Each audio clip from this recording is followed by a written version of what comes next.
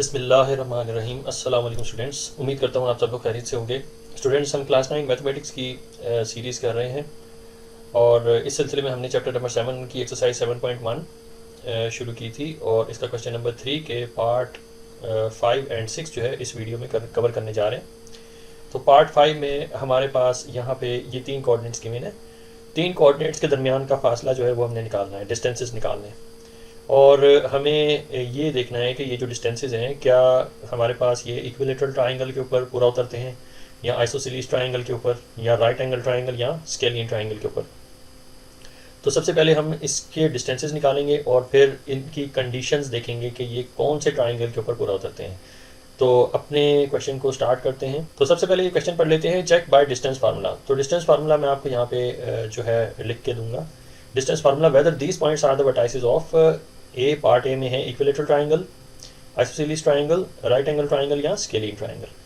तो सबसे पहले जो है हम डिस्टेंस का फार्मूला, जैसे कि हमने पिछली अपनी वीडियोस में भी डिस्कस किया है इसके बारे में बहुत, कि डिस्टेंस का फार्मूला जो है हमारे पास x2 - x1, इसकी जो हमारे पास कॉन्सेप्ट थे उसको हमने बहुत ज़्यादा डिस्कस किया था। तो इस बार जो है मैं इसको जस्ट लिख लेता हूँ कि x2 - x1 का हम कर लेंगे whole square plus y2 - 1 y1 whole square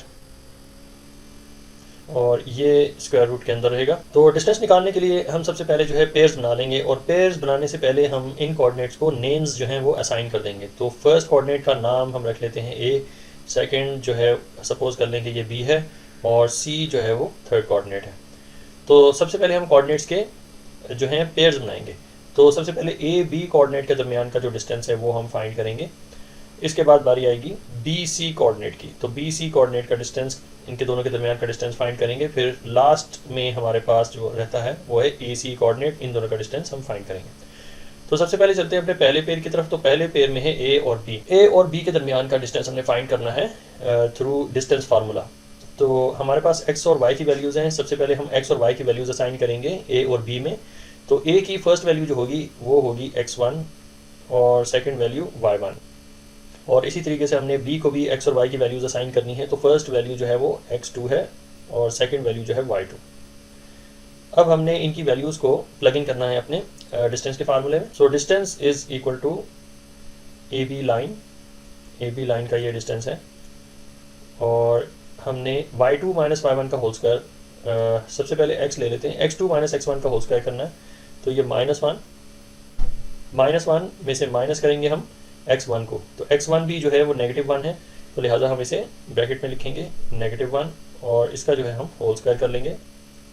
अब अकॉर्डिंग टू इक्वेशन, डिस्टेंस की इक्वेशन बीच में प्लस का साइन है और अब बारी आती है y2 - y1 की। तो 5 - -1, तो हम लिखेंगे यहाँ पे 5 - -1 और इसका हम कर लेंगे होल स्क्वायर और इसको जो है हम स्क्वायर रूट के अंदर रखें। नेक्स्ट पेयर जो है इसका आंसर निकालने की कोशिश करेंगे। तो distance of A B line is equal to +1 हो जाएगा। ये जो दो वैल्यूज़ हैं आपस में मल्टीप्लाई होकर +1 और ये -1 है। तो 1 - 1 इज इक्वल टू 0। तो यहाँ पे अल्टीमेटली हमारा जो टर्म है वो 0 ही आएगी और फिर प्लस यहाँ पे 5 + 1 जो है वो 6 है, 6 का स्क्वायर 36 रहेगा और अंडर रूट में फर्दर हम इसे सॉल्व करेंगे। तो ये √36 हमारा नेट रिजल्ट है इसका और जिसके बनते हैं 6 यूनिट्स। तो जो हमारे पास ए और बी के दरमियान का फासला है वो है 6 यूनिट्स। अब हम जो है नेक्स्ट पेयर की तरफ चलेंगे और नेक्स्ट पेयर है बी सी। तो सबसे पहले बी और सी को जो है एक्स और वाई की वैल्यूज असाइन करेंगे। तो बी के जो कोऑर्डिनेट्स हैं ये हम सपोज कर लेंगे कि this is x1 and y1, where as जो सी कोऑर्डिनेट है इसे हम x2 y2 के नेम्स असाइन कर देंगे। अब इसे जो है डिस्टेंस के इक्वेशन में प्लग इन करेंगे। Distance of B C line is equal to x2 - x1। तो x2 की वैल्यू 4 है और x1 की वैल्यू यहाँ पे -1 है। तो हम कुछ इस तरीके से इसको लिखेंगे कि 4 - -1 और इसका हमने कर लेना है whole square plus y2 - y1 यानी 2 - 5 होल स्क्वायर और under whole square root. Further हम इसे सिंप्लीफाई कर लेंगे। तो ये है distance of B C line is equal to 4 + 1 5 का स्क्वायर जो है वो 25 रहेगा प्लस 2 - 5 -3 और -3 का स्क्वायर जो है वो 9 +9 आएगा होल अंडर स्क्वायर रूट। इसे मजीद सिंप्लीफाई करेंगे तो 25 प्लस 9, हम इसे कैलकुलेटर पे कैलकुलेट कर लेंगे, 34 आंसर है। तो इसका आंसर है 34 अंडर रूट। अब इसे भी अगर सर्च में कन्वर्ट करना चाहें तो देखते हैं इसका क्या आंसर आता है। अगर हम इसे जो है स्क्वायर रूट में रखें तो इसका आंसर सर्च में 34 अंडर रूट ही रहेगा। अब चलते हैं हमारे आखिरी पेयर की तरफ। तो हमारे पास जो ये लास्ट पेयर है वो है ए सी। ए कोऑर्डिनेट और सी कोऑर्डिनेट के दरमियान का डिस्टेंस जो है हम फाइंड करेंगे। तो यहाँ पे हमने डिस्टेंस का फार्मूला लिख लेना है, distance is equal to A C line is equal to, अब इसके लिए स्टूडेंट्स हमने x और y की वैल्यूज जो है साइन करनी है। सबसे पहले c कोऑर्डिनेट्स के ऊपर ऑलरेडी x2 y2 है, तो जस्ट हमने a कोऑर्डिनेट के ऊपर x1 और y1 की वैल्यूज जो है ये असाइन करनी है। अब इन्हीं वैल्यूज को हमने डिस्टेंस के फार्मूले में प्लग इन करना है। तो x2 माइनस x1 मतलब 4 माइनस माइनस 1। सो हम यहाँ पे लिखेंगे 4 माइनस माइनस 1, ब्रैकेट में माइनस 1 रहेगा और इसका हम होल स्क्वायर कर लेंगे, प्लस y2 माइनस y1 यानी 2 माइनस माइनस 1। इसे हम सिंप्लीफाई कर लेंगे। 4 प्लस 1 इज 5, 5 का स्क्वायर जो है 25 रहेगा, प्लस 2 प्लस 1 इज 3 और 3 का जो स्क्वायर है वो 9। इसका नेट रिजल्ट जो है वो अगेन 34 अंडर रूट होगा। तो 34 अंडर रूट जो है वो यूनिट्स बनते हैं ए सी डिस्टेंस के। तो ये भी हमारे पास यूनिट्स की शक्ल में ही है, 34 अंडर रूट। अब स्टूडेंट्स जो कि हमने डायमेंशंस फाइंड कर ली हैं, तो अब हमने ये कंडीशंस चेक करनी है कि ये जो है डायमेंशंस किस ट्राइंगल के ऊपर पूरा उतरते हैं। तो सबसे पहली कंडीशन हमारे पास एन इक्विलेटरल ट्राइंगल है। सो इक्विलेटरल ट्राइंगल पे ये पूरा इसलिए नहीं उतरती कि हमारे पास ये डिफरेंट जो है यूनिट है। ए बी का जो डायमेंशन है वो 6 यूनिट्स हैं, जबकि बी सी की जो है वो 34 अंडर रूट है और ए सी डायमेंशन जो है वो 34 अंडर रूट है। सो हमारे पास ये इक्विलेटरल ट्राइंगल पे पूरा नहीं होता। तो हमने कुछ इस तरीके से फर्स्ट कंडीशन का आंसर लिखना है कि equilateral triangle has equal sides, this is not true for our triangle. अब चलते हैं नेक्स्ट कंडीशन की तरफ। तो नेक्स्ट कंडीशन है क्या ये आइसोसेलेस ट्राइंगल है। सो आइसोसेलेस ट्राइंगल की डेफिनेशन जो है, सबसे पहले मैं इसको राइट डाउन कर लेता हूँ। An isosceles triangle has at least 2 equal sides. This is true for our triangle. चूंकि दो साइड जो है हमारी इक्वल हैं, ये अंडर रूट 34 और दूसरी साइड जो है ए सी साइड वो भी अंडर रूट 34 है। तो एटलीस्ट टू साइड जो है ये इक्वल है। मैं यहाँ पे आपको थोड़ा सा इसका जो है एक्सप्लेनेशन दे दूँ कि अगर यहाँ पे 2 साइड्स इक्वल हो जो कि अंडर रूट 34 हैं और जो थर्ड साइड है वो यहाँ पे हमारे पास जो है 6 यूनिट्स है, तो ये आइसोसेलेस ट्राइंगल की कंडीशन पे पूरा उतरता है। तो yes, this is a isosceles triangle. अब चलते हैं चौथी कंडीशन के ऊपर जो कि है स्केलीन ट्राइंगल। तो क्या ये स्केलीन ट्राइंगल है? तो आंसर इज नो, क्योंकि स्केलीन ट्राइंगल में जितनी भी साइड्स हैं वो डिफरेंट होती हैं। तो चूंकि इसमें 2 साइड्स इक्वल हैं और एक डिफरेंट है, तो लिहाजा ये आइसोसेलेस ट्राइंगल है, ये स्केलीन ट्राइंगल हरगिज़ नहीं है। तो स्केलीन ट्राइंगल के लिए अपना जो आंसर है डी पार्ट का, वो मैं कुछ इस तरीके से आपको मेंशन करता हूँ। Scalene triangle has all sides unequal. This is not true for our triangle. तो जस्ट एक ही टाइप का ट्राइंगल है जो पूरा उतरता है हमारी इन कोऑर्डिनेट्स के ऊपर, और वो है आइसोसेलेस ट्राइंगल। बाकी जितने भी ट्राइंगल्स हैं ये इसकी कंडीशन के ऊपर पूरा नहीं उतरते। तो लिहाजा हमारा आंसर जो है कुछ इस तरीके से हमने मेंशन करना है। अब लास्ट में हमने ये जो जितनी भी डायमेंशंस निकाली हैं ट्राइंगल की, इसका पेरीमीटर हमने कैलकुलेट करना है। तो पेरीमीटर कैलकुलेट करने के लिए हम जितनी भी साइड्स होती हैं उन सब की डिस्टेंसेस को ऐड किया जाता है। तो हम यहाँ पे जो है तमाम डिस्टेंसेस को ऐड करेंगे और पेरीमीटर कैलकुलेट कर लेंगे। So perimeter of triangle is equal to, जो पहली डायमेंशन थी वो थी हमारे पास 6 यूनिट्स, और 6 यूनिट्स को हम जो है यहाँ पे लिख लेंगे 6 प्लस सेकंड जो हमारे पास डिस्टेंस निकल के आया था वो था अंडर रूट 34। तो अंडर रूट 34 को हमने मेंशन करना है, प्लस और जो थर्ड डायमेंशन थी वो भी अंडर रूट 34 थी, तो इसे भी हम ऐड अप कर लेंगे। अब स्टूडेंट्स इसको हम ऐड करेंगे तो हमारा आंसर आएगा 6 प्लस, और अंडर रूट 34 जो है ये 2 टाइम्स हैं, तो लिहाजा हम इसे लिखेंगे 2 टाइम्स अंडर रूट 34। लिहाजा हमारा जो फाइनल आंसर है वो है 6 plus 2 times under root 34 units. ये रहेगा हमारा final answer as of perimeter of a triangle. अब चलते हैं अपने नेक्स्ट पार्ट की तरफ। तो नेक्स्ट पार्ट में हमारे पास पार्ट नंबर 6 है और क्वेश्चन वही है और 3 कोऑर्डिनेट्स गिवन हैं। तो इनके जो है हमने डिस्टेंसेस फाइंड करने हैं डिस्टेंस के फार्मूले से। तो डिस्टेंस का फार्मूला मैं यहाँ पे राइट डाउन कर लेता हूँ कि डिस्टेंस इज इक्वल टू, और इसके बाद स्टूडेंट्स हमने नेम्स असाइन करने हैं। तो फर्स्ट कोऑर्डिनेट ए है, सेकंड कोऑर्डिनेट बी और थर्ड कोऑर्डिनेट जो है वो सी है। नेम्स असाइन करने के बाद हमने इनके पेयर्स बनाने हैं। तो ए बी का पेयर, ये फर्स्ट पेयर हो जाएगा स्ट्रेट लाइन का, और इसके बाद बी सी और फिर ए सी, ये डिफरेंट पेयर्स जो है हमने बनाने हैं और इनके दरमियान का जो डिस्टेंस है हमने फाइंड करना है।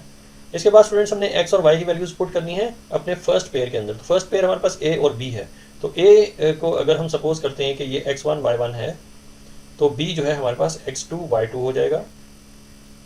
और डिस्टेंस के फार्मूले में से इनकॉर्पोरेट करेंगे तो distance of A B line is equal to y2 minus y1 यानी 2 minus 2 whole square plus x2 minus x1 7 minus 1 whole under square root. Further हम इसे सिंप्लीफाई करते हैं तो distance of A B line is equal to 2 minus 2, हमारे पास ये जो है 0 नेट रिजल्ट है, प्लस 7 माइनस 1 जो है वो 6 और 6 का स्क्वायर जो है वो 36 होगा। सो ये 36 अंडर रूट हमारा आंसर आएगा। 36 अंडर रूट्स ये बनते हैं हमारे पास 6 यूनिट्स। अब चलते हैं नेक्स्ट पेयर की तरफ और उसका भी डिस्टेंस हम फाइंड करेंगे। नेक्स्ट पेयर है बी सी। तो बी को सबसे पहले जो है एक्स और वाई की वैल्यूज असाइन करेंगे। अगर हम सपोज करते हैं कि बी की फर्स्ट वैल्यू 1 और सेकंड वैल्यू y1 है, तो सी की जो एक्स और वाई की वैल्यूज हैं ये x2 और y2 हो जाएंगी।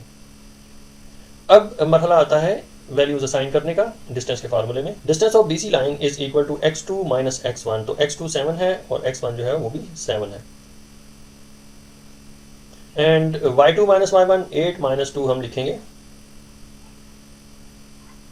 Whole under square root. इसे हम फर्दर सिंप्लीफाई करेंगे तो d is equal to B C line 7 minus 7 square जो है वो 0 आंसर देगा, और 8 माइनस 2 6 और 6 का स्क्वायर जो है वो 36 होगा।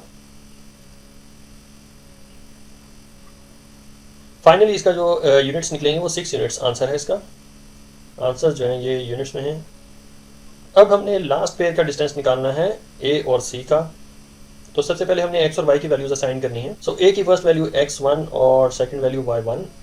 इसी तरीके से हमने सी की जो है एक्स और वाई की वैल्यूज x2 और y2 दे देनी है। अब वैल्यूज प्लग इन करेंगे डिस्टेंस के फार्मूले में। Distance of A C line is equal to x2 minus x1 यानी 7 minus 1, then y2 minus y1 8 minus 2।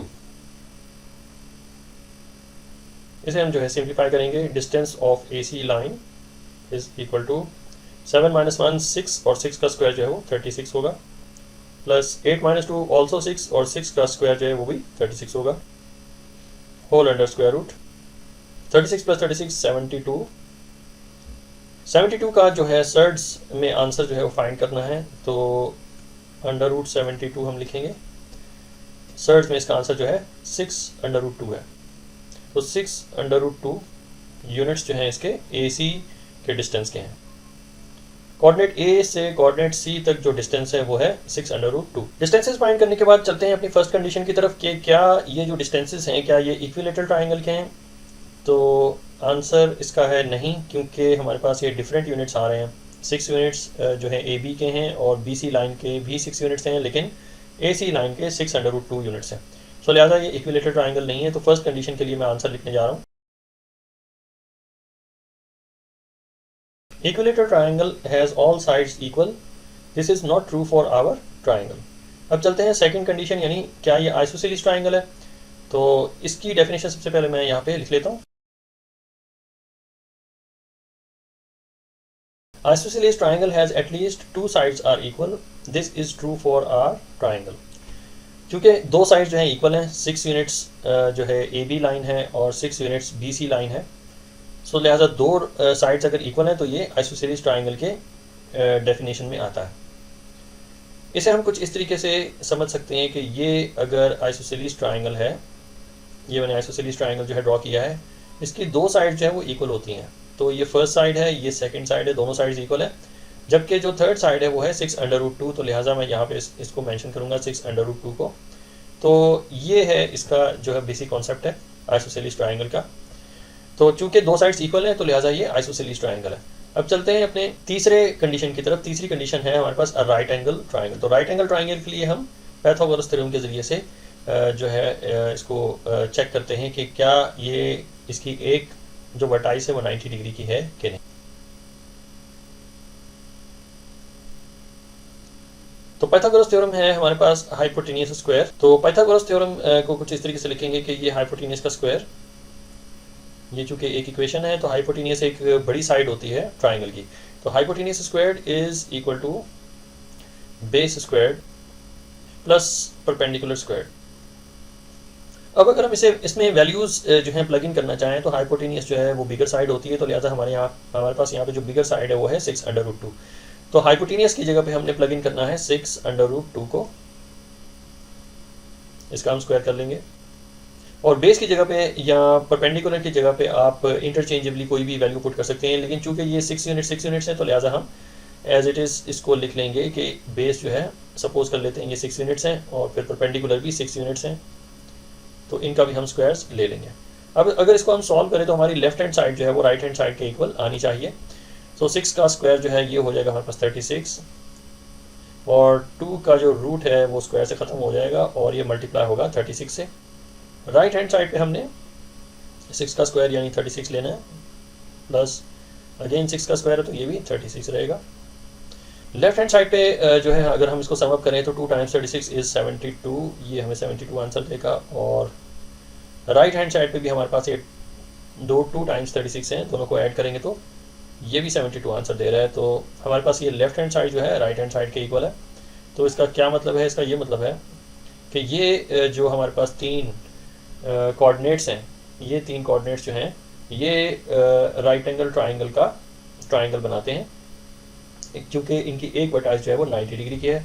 तो लिहाजा ये पाइथागोरस थ्योरम के ऊपर जो है पूरा उतरते हैं। तो हमने इसको कंसीडर करना है कि ये राइट एंगल ट्राइंगल है। तो जो है हमने इसकी सबसे पहले कंडीशन लिखनी है कि राइट एंगल ट्राइंगल के लिए क्या कंडीशन होती है।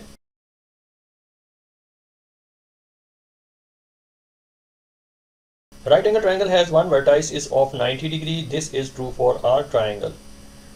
सिंस ये जो वर्टाइसेस हैं, ये जो हमारे पास कोऑर्डिनेट्स हैं, ये पाइथागोरस की इक्वेशन के ऊपर दोनों साइड्स पे left hand side right hand side जो है इक्वल दिखा रहे हैं, तो लिहाजा ये एक राइट एंगल ट्राइंगल है।